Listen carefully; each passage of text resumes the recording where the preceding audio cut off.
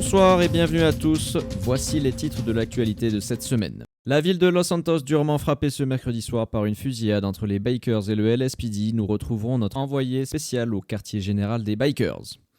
Également lors de la soirée de mercredi, nous parlerons de l'événement Qui veut gagner du flouze ? Nouveauté, nous allons vous présenter le nouvel établissement qui a ouvert cette semaine en ville. Nous vous ferons visiter le Garnet Coffee. Enfin, nous vous aiderons à trouver un emploi durant ce JT. Restez bien jusqu'à la fin. Cela fait bientôt 3 jours qu'un affrontement a eu lieu dans la ville de Los Santos. En effet, ce mercredi 9 juin, aux alentours des 23h20, a eu lieu une fusillade entre les motards et le LSPD. Au total, 2 blessés légers au niveau de la police et près d'une dizaine de morts concernant les motards. Ils sont décédés suite à leurs blessures. Suite à cela, une perquisition a eu lieu au quartier général des motards. C'est plus de 13 véhicules, une forte somme d'argent ainsi que des outils qui ont été retrouvés sur place. Nous parlons ici d'une valeur totale d'environ 1 500 000 $. D'après le capitaine de police, il semblerait que ce ne soit que la partie émergée de l'iceberg. Notre envoyé spécial a recueilli une interview d'un agent de police lors de la perquisition. Regardez. Maintenant que notre dossier enquête est conclu et terminé sur ces gens appelés les bikers, ils se faisaient appeler comme ça par leur entre guillemets gang.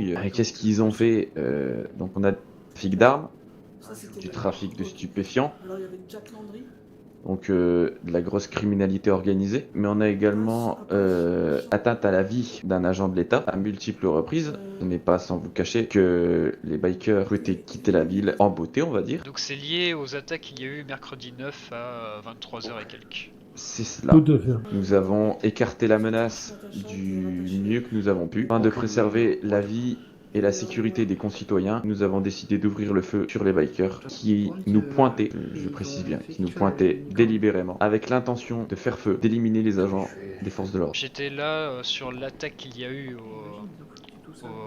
à l'hôpital, du coup.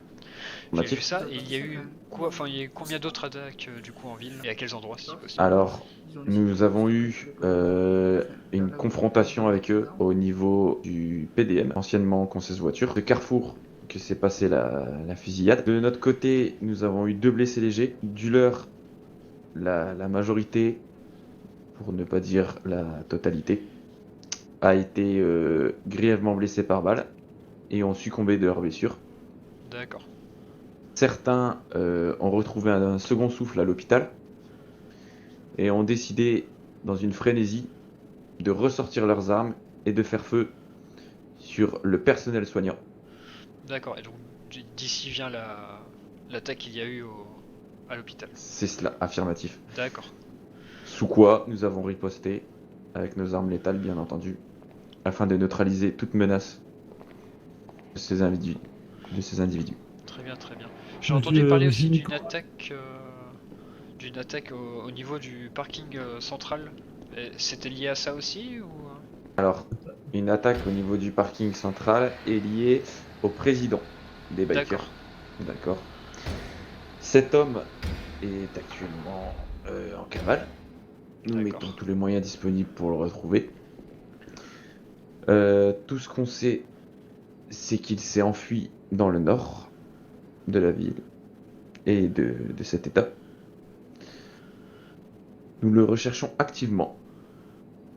On a mis en place les shérifs de Paleto et de Sandy Shore sur le coup pour rechercher cet homme. Et quel est son On nom vous à cet fournira homme une photo. Monsieur Wyatt Marshall. L'événement de cette semaine, c'était la première édition de Qui veut gagner du flouze ? En effet, lors de la soirée de mercredi soir, c'est près d'une dizaine de candidats qui ont pu participer et tenter de remporter les 100 000 $. Malheureusement, les participants sont repartis avec au maximum 1 000 $. Nous espérons qu'une réédition de l'événement se déroule dans les semaines à venir. La nouveauté cette semaine, c'est l'ouverture du Garnet Coffee au West Eclipse Boulevard. Eléa, la gérante, a d'ailleurs fait pas mal de nouvelles décorations que vous pourrez aller admirer tout en dégustant un café et en vous régalant d'un délicieux muffin façon grand-mère. Sur ces images, vous pouvez apercevoir les locaux en question. N'hésitez pas et rendez-vous dès maintenant au Garnet Coffee. Nous vous en parlions dans les titres. En effet, nous pouvons vous aider à trouver un emploi dès maintenant. Pour ce faire, rien de plus simple, contactez le Redwood qui cherche plusieurs nouvelles recrues à son effectif. Rémunération attractive et de nombreux avantages vous seront proposés. Cela vous intéresse, alors n'hésitez plus, sortez vos téléphones et contactez directement le 555 11 83 comme affiché à l'écran, ou alors rendez-vous sur l'intranet Redwood. Mesdames et messieurs, c'est la fin de ce journal, je vous retrouve la semaine prochaine pour un nouveau JT de Weasel News. Excellente soirée à tous, à la semaine prochaine. Retrouvez toute l'information sur notre site Weasel News.